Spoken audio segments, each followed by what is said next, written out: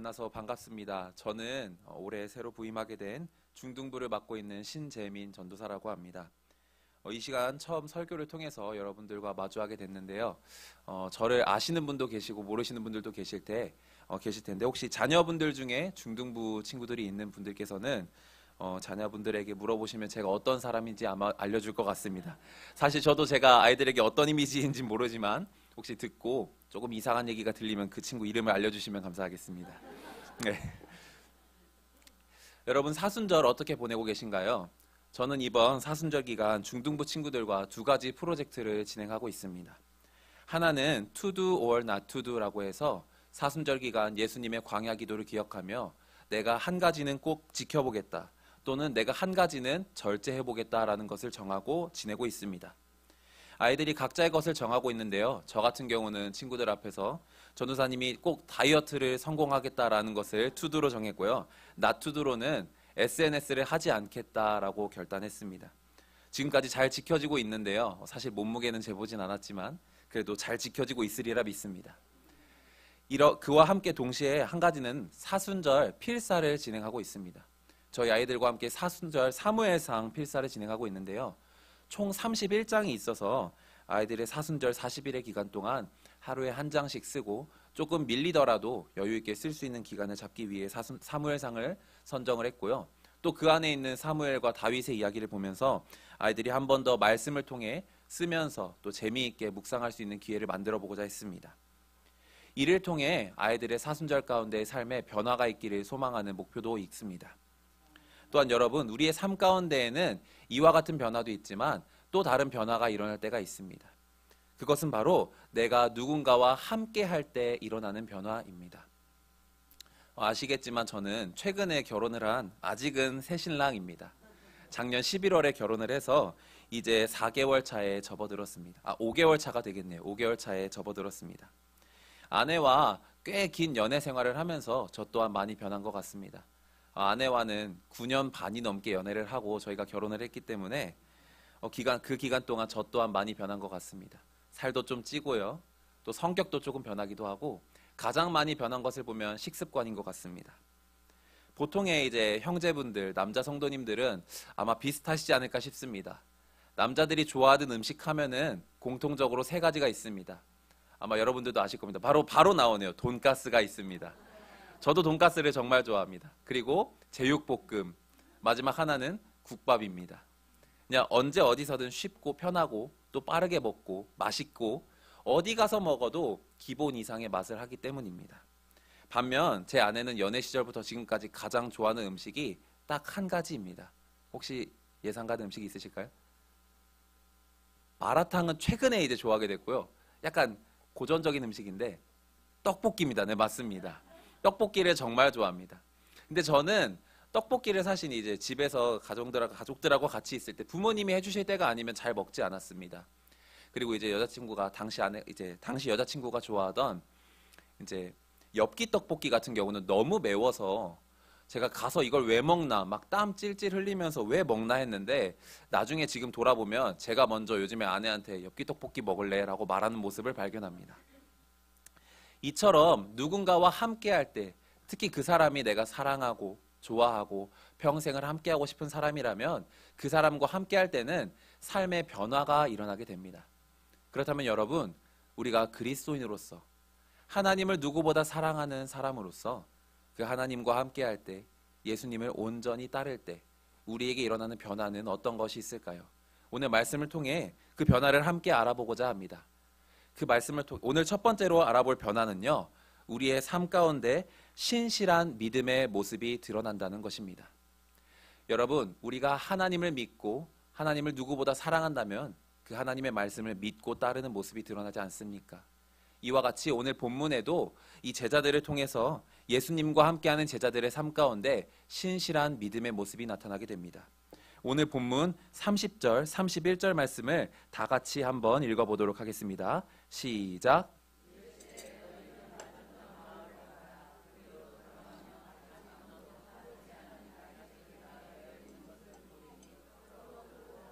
만일 누가 너희에게 어찌하여 푸느냐 묻거든 말하기를 주가 쓰시겠다 하라 하시매 아멘. 너무 터무니없는 이야기지 않습니까?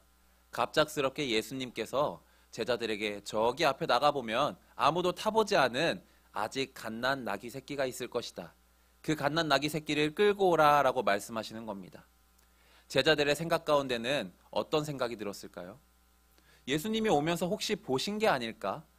근데 우리도 그럼 예수님하고 같이 왔는데 이 나귀 새끼를 본 적이 없는데 무엇을 말씀하시는 것까 의문이 들었을까요? 오늘 말씀을 보면 아시겠지만 이 제자들의 삶 가운데는 예수님의 말씀을 믿는 모습이 드러납니다. 예수님이 나귀 새끼가 있다 하셨으니 우리는 그 나귀 새끼가 있다는 것을 믿는 믿음이 생겨났다는 것입니다. 왜 그럴까요? 그것은 바로 이 제자들이 예수님과 함께하는 시간 동안 예수님을 전심으로 사랑하고 예수님과 함께함으로써 그들의 마음 가운데 하나님의 말씀을 전해주시는 이 예수님을 믿는 마음이 생겨났기 때문입니다. 제가 이전에 사역자가 되기 이전 청년부의 시절에 있었던 이야기입니다. 제 모교회는 수원에 있는 수원성교회인데요. 그 교회 청년부에서는 매년 MK 캠프라는 것을 갖습니다. 그것이 무엇이냐면 해외에 있는 선교사님들의 자녀들을 위한 수련회를 열어주는 것이었습니다. 청년부에서 약 15명에서 20명 정도의 인원, 많으면 25명까지도의 인원까지 해서 해외로 나가 그 해외에 있는 선교사님들의 아이들을 한 자리 가운데 모으고 아이들을 위한 2박 3일의 수련회를 열어주고 그 아이들과 함께 웃고 울고 예배하고 찬양하는 시간을 열어주는 것이었습니다. 그 가운데 저희가 우크라이나, 먼 유럽에 있는 우크라이나에 갔던 적이 있습니다. 그 당시 저희 인원은 16명이었습니다. 근데 캐리어는 30개가 넘게 갔습니다. 왜냐하면 개별로 챙긴 캐리어도 있었고요. 우리의 각자 큰 짐이 있는 큰 캐리어도 하나씩 더 있었고요. 공동짐을 담기 위한 캐리어도 있었고요. 또한 교회나 각 후원을 받은 선물품을 담은 캐리어도 있었기 때문입니다. 우크라이나 땅에 무사히 잘 도착했습니다. 프랑스를 경유해서 프랑스 냄새도 맡아보고 물도 마셔보고 우크라이나 땅에 도착해서 짐을 기다리고 있는데 캐리어 2개가 나오지 않는 겁니다. 아무리 기다려도 커다란 위탁용 캐리어 2개가 나오지 않는 겁니다. 여기서 더 큰 문제는 무엇이었냐면 그 캐리어 2개 안에 들어있는 것은 저희의 개인 짐이 아닌 캠프를 위한 물품이었습니다. 그 물품도 그냥 단순히 꾸미거나 어떠한 것들이 아니라 캐리어 하나는 아이들에게 주기 위한 한국 간식이 잔뜩 담겨 있었고요. 한 캐리어에는 수련회 기간 동안 진행해야 될 프로그램의 준비 물품들이 담겨 있었습니다. 저희는 그때 큰 절망을 하기 시작했습니다. 캠프를 위해 준비했던 기간이 한두 달도 아니었고 무려 5개월이 넘었기 때문입니다. 5개월 동안 이렇게 우리가 열심히 준비한 캠프를 이 캐리어가 도착하지 않아서 못한다고 생각하니 다들 얼굴이 잿빛이 되기 시작했습니다. 당시 우리는 공항 안에 있었기 때문에 밖에 계신 선교사님이 들어올 수도 없었고요. 공항 직원이 안타깝게도 영어를 수월하게 하는 직원도 아니었습니다.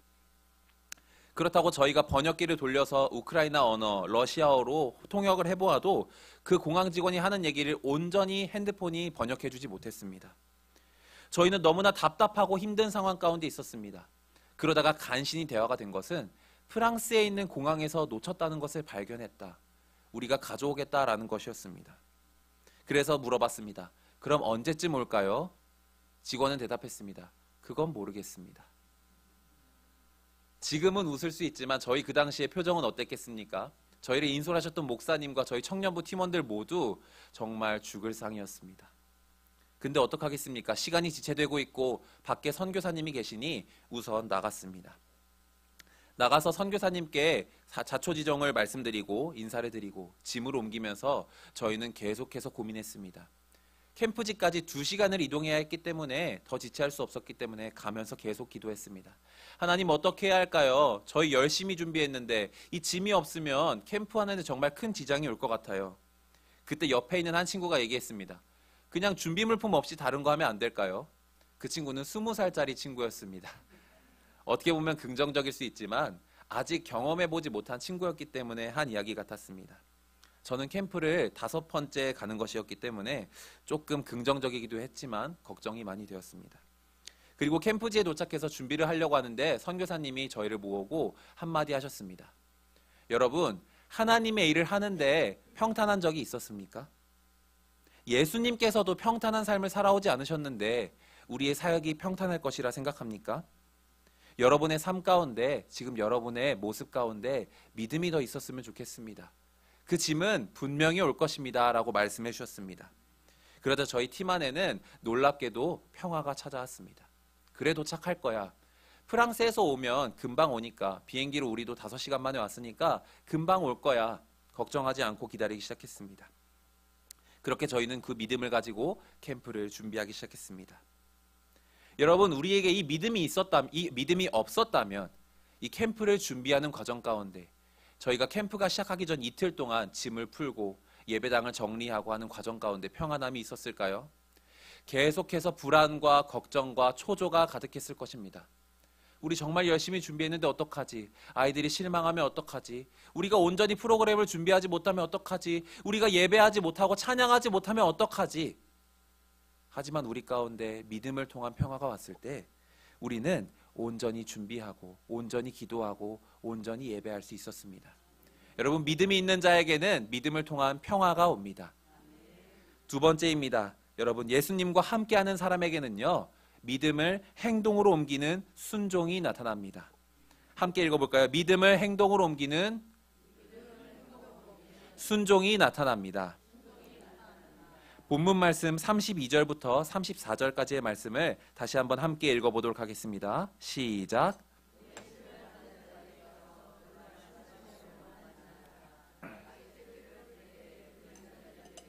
어찌하여 나귀 새끼를 푸느냐? 대답하되 주께서 쓰시겠다 하고 아멘. 앞서 말한 것처럼 제자들은 예수님의 말씀에 어떻게 했습니까? 믿음이 있었습니다. 그리고 그 믿음은 어떻게 했습니까? 순종이라는 행동으로 드러났습니다. 여러분, 우리의 삶 가운데 하나님을 향한 굳은 믿음과 하나님의 말씀을 향한 굳은 사랑의 마음이 있다면 우리의 삶 가운데 순종을 통한 실천으로 드러나야 합니다.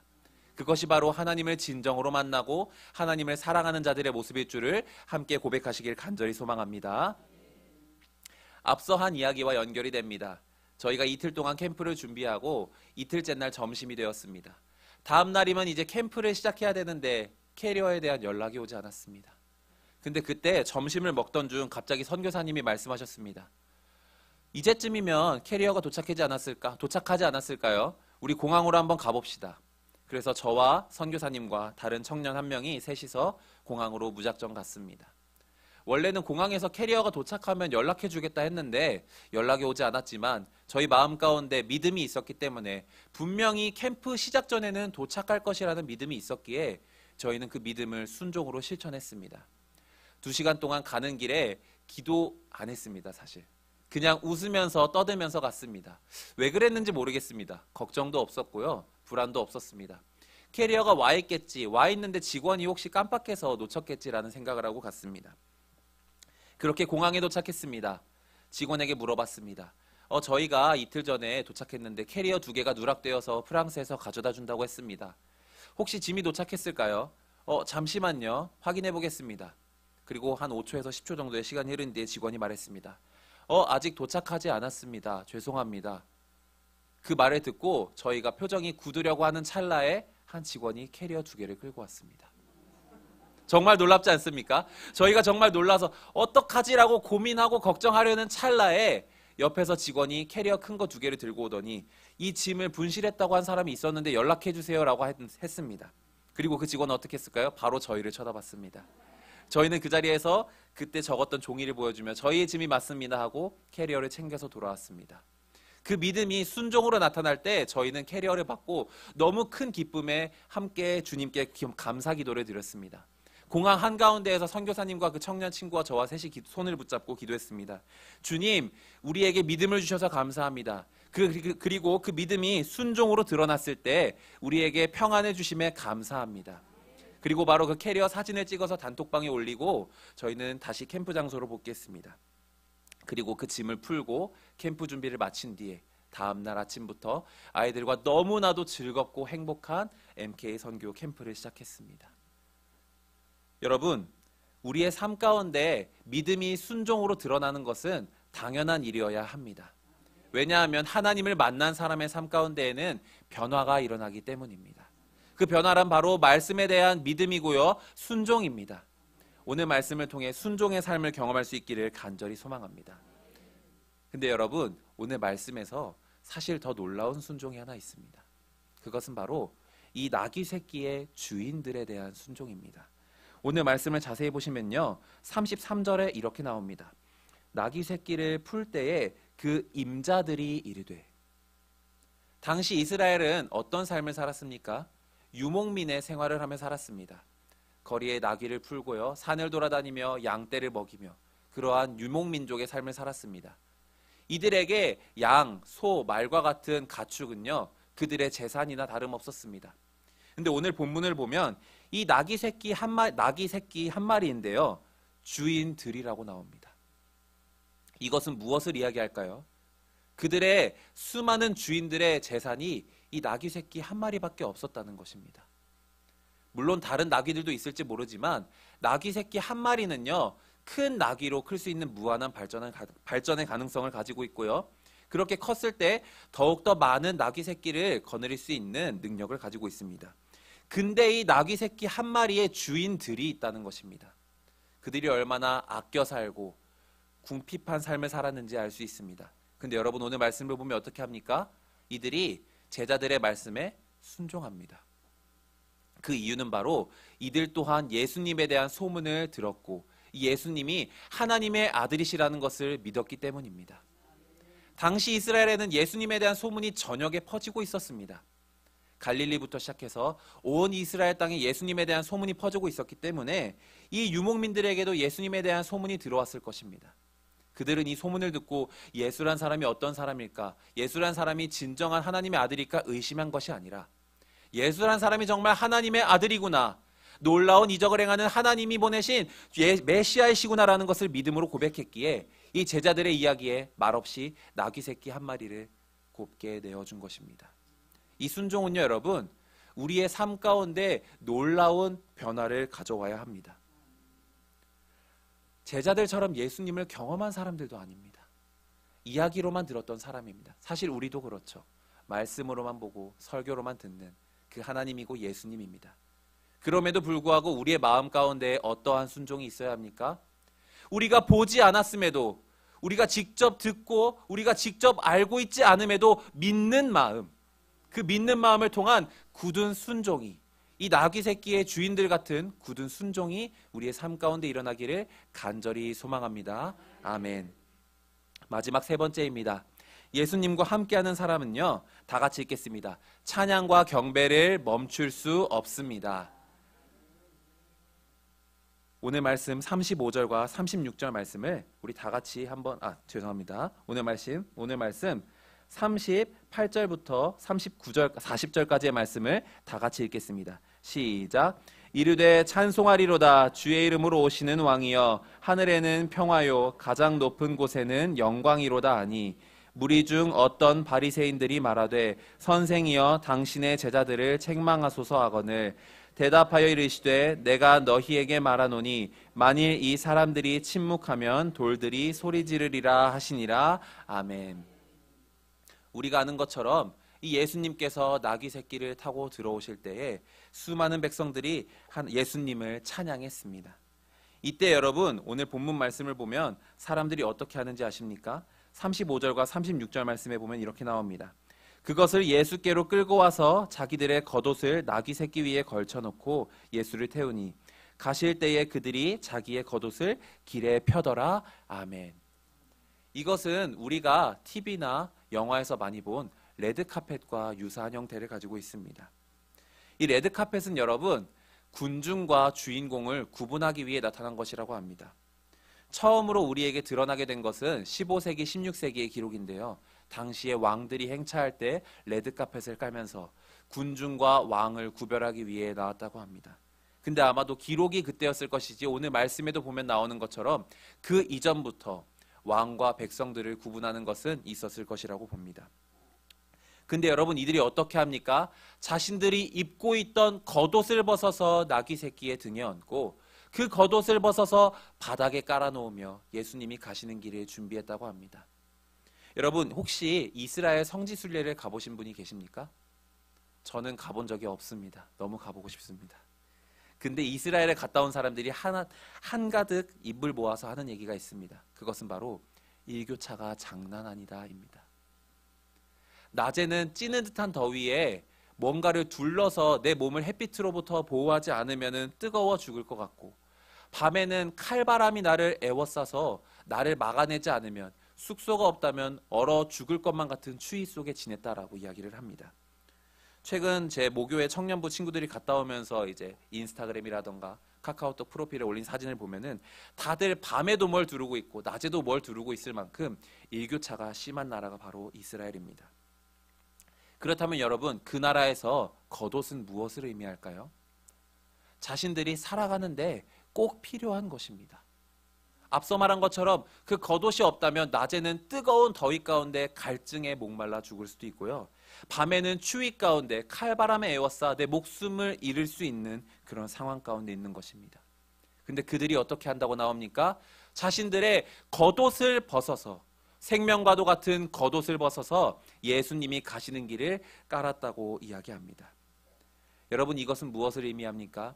예수님이 진정한 하나님의 아들이심을 믿음으로 고백하고, 그 하나님의 아들이신 예수님이 가시는 길을 높여 찬양하고, 우리들과 다른 하나님의 아들이시며 우리 이스라엘의 유일한 왕이심을 고백하는, 찬양하고 경배하는 그들의 행위인 것입니다.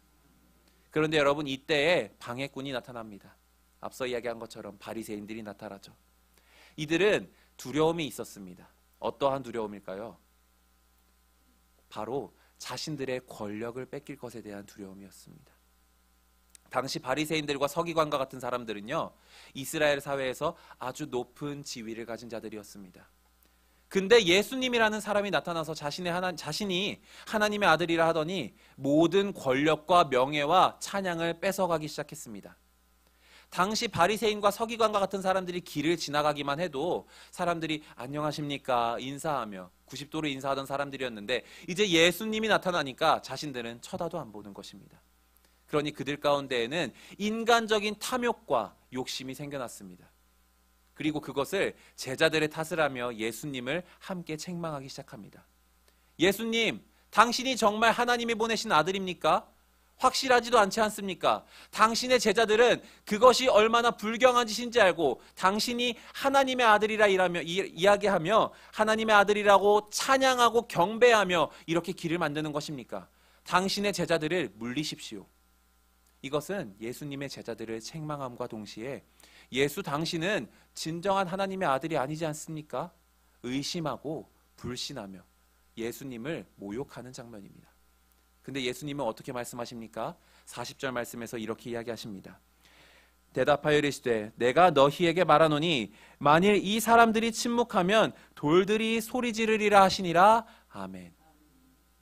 이들이 아무리 조용히 할지라도, 그 누가 뭐라 할지라도 나는 진정한 하나님의 아들이며, 이들이 나를 찬양하지 않아도 돌들이 나를 경배하고 찬양할 만큼, 소리 지를 만큼 나는 유일하신 하나님의 아들이다라는 것을 예수님이 만백성 가운데 선포하고 계시는 것입니다. 그때 여러분, 이 백성들과 제자들은 어떻게 합니까? 더욱더 예수님을 높여 찬양하는 모습으로 나아갔습니다.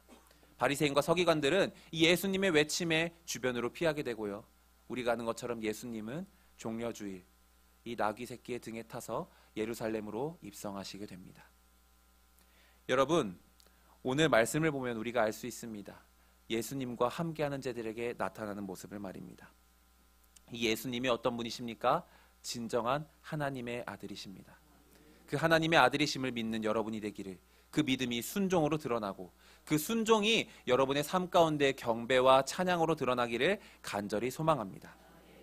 여러분, 오늘 설교 제목에 대한 이야기를 하면서 말씀을 마무리하겠습니다. 오늘 설교 제목은 TOP라는 제목입니다. TOP는요, Trust, 믿음의 모습, Obey, 순종의 모습, Praise, 경배와 찬양의 모습입니다. 그렇다면 여러분, 이 세 가지가 합쳐진 것을 누구에게 해야 할까요? 바로 이 세 가지 TOP가 합쳐진 우리의 주인이시고 우리의 삶 가운데 가장 높은 데 계시고 만물을 주관하시고 창조하신 세상의 탑에 계시는, 꼭대기에 계시는 그 하나님께 올려야 한다는 것입니다. 여러분, 오늘 말씀을 통해서 잊지 않으시길 간절히 소망합니다. 우리의 삶 가운데 가장 높은 곳에 계시는 그 하나님과 함께할 때 믿음의 모습이, 그 믿음이 순종으로 나타나길, 그 순종이 경배와 찬양으로 나타나길, 그 경배와 찬양을 올려드리는 하나님이 우리 삶의 주인이 되시는 우리 모든 오산장로교회 성도님들이 될 수 있기를 주님의 이름으로 간절히 소망합니다. 아멘. 우리 함께 찬양하도록 하겠습니다.